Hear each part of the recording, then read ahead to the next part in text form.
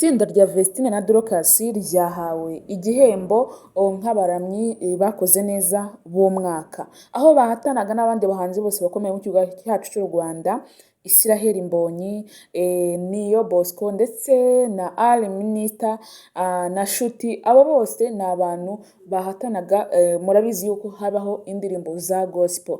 Aba nibo batwaye igihembo cy'umwaka, bahawe award. Reka tujye mu kiganiro cyacu cy'uyu munsi, aho mukuru we n'ubundi mutari kumubona, aho yajyanye na MIE manager wabo, aho Vestina mutari kumubona bitewe n'amagambo agiye amuvugwaho, ntiyabashije kuba yagaragara. Dorcas niwe wagiye gufata icyo gihembo. Birashimije kandi biteye ikuzo, aho Miss yashize twumvaga amagambo atameze neza kuri abo bana b'abakobwa, ariko ubu ngubu bari mu byishimo ko batwaye igihembo cy'umwaka ku bahanzi bakoze neza cyane. Bihira bakeya aho kubona bahiritse Israel Mbonyi ndetse n'abandi bahanzi bose mukunda n'indirimbo zo kuramya no guhimbaza Imana.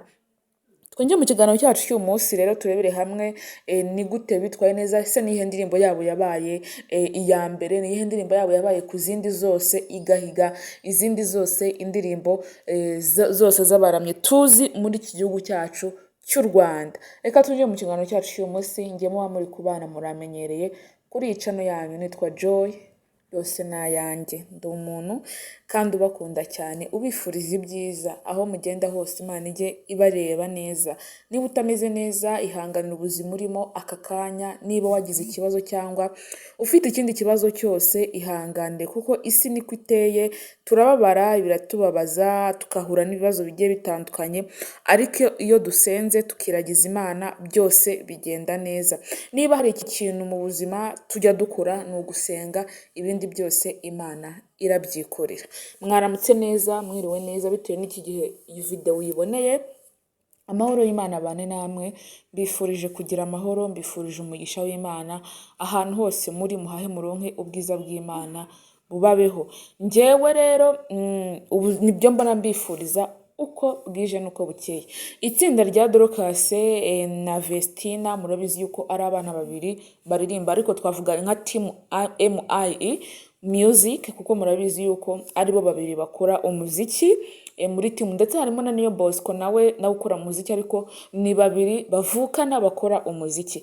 Nimugoroba baraye batwaye igihembo cy'abahanzi b'umwaka bakoze neza muri mu ndirimbo zo kuramya no guhimbaza Imana. Ubwo Minister yari yagize igitaramo, niba ari Hiringayino, yari yagize igitaramo k'uyu munsi, aho n'ubundi bagombaga guhembwa cyangwa guhemba abantu bitwaye neza mu kuramya no guhimbaza Imana, ndetse no mu zindi ndirimbo zose, cyangwa aba DJ, abasobanuzi, ibintu byose, abantu bose bari bahari. Ndabizi neza ko mwabonye na Rocky Kimonyo, aho twari tuzi yuko yagiye hanze y'u Rwanda muri Amerika, ariko nawe twatunguwe no kumubona yaje guhabwa igihembo. Ndetse hari n'undi mu DJ nawe, DJ Crash, nawe yabonye igihembo cyiza cy'umwaka.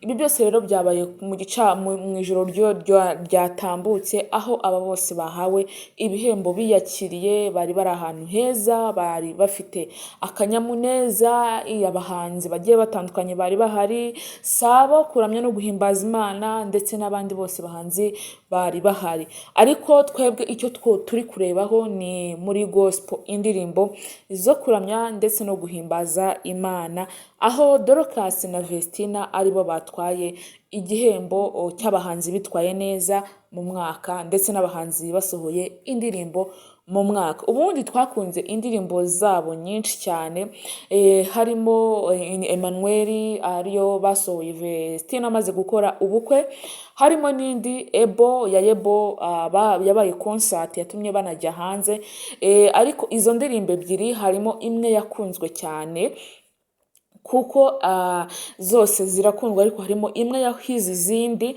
mu ndirimbo bari bafite. Turabizi neza yuko bujuje miliyoni views mu minsi 2 gusa ku ndirimbo ya Emmanuel ubu bageze muri miliyoni 10 kandi itaramara n'amezi angahe, imaze amezi 3 gusa. Urumva rero barakurikiranwa kandi barazwi cyane, ntabwo bavuga ngo ntabwo bazwi, ahubwo bo barazwi, turabazi cyane. Ubwo rero bavaga muri Canada bakoze ibitaramo byinshi bigiye bitandukanye, aho bakoreye mu duce tugiye dutandukanye harimo Indomiti, Regina, Enkakova, aho hose bahakoreye ibitaramo byiza kandi bitandukanye. Ni abana beza kandi basenga Imana, bakiri bato, barakiri urubyiruko, ariko harimo umwe washatse Vestina. Vestina yahuye n'ibicanege byinshi cyane bigiye bitandukanye, ariko ntabwo yabihaye amahoro. Ariko ari igihe umuntu agukoraho ikintu bita harassment, ukagira ikintu bita ku mutima ugahungabana, ukumva mu mutima ntabwo umeze neza cyane. Uyu mwana w'umukobwa nibyo byamubayeho, nuko abantu bavuga birengagije yuko nabo bafite umubiri cyangwa bafite umutima wababara.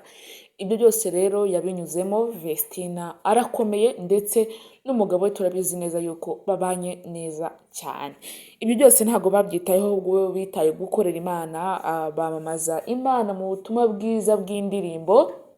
Uko tugenda tubyumva, uko tugenda tuzumva, indirimbo zabo turazikunda kandi na n'ubu turacyazikunda. Nibo rwose urumva aribo bantu babaye abambere mu gihugu cyacu cy'u Rwanda. Israel Mbonyi nawe turamuzi neza yuko ari umuhanzi ukomeye, ariko aba bamuhiritse bamuvanamo. Ni byiza, ni by'agaciro ku bafana baba bana, ku bafana babakunda cyane. Mureke tubarabire, tubakomera amashyi kuko bitwaye neza muri uyu mwaka kandi bahesheje ishema indirimbo za gospel ndetse n'iz'Imana. Ni byiza, ni by'agaciro, mujye mureka tubakurikirane. Si bo bonyine, ahubwo tujye dukurikirana indirimbo z'Imana, dusenge, twicishe bugufi. Bwo gusenga nicyo kintu cya mbere gituma abana b'Imana babaho neza cyane. Kaminira ahangaha mbifuriza guhamuka ronka, mbifuriza umugisha w'Imana, mbifuriza kubaho neza. Utameze neza ihangane, urwaye ihangane. Ubuzima niko bumera, ubuzima turababara tukishima, ariko buriya kubaho neza nicyo gishoro cya mbere mu isi yacu. Ndabakunda, mbafuriza ibyiza byose Nyagasani atanga bijye bibabaho. Ubwiza bw'Imana Nyagasani atanga bujye bubabaho. Mubona amafaranga, umugisha, amahoro, byose ndabibasabiye. Bye bye, umugisha, amahoro bibane na mwese.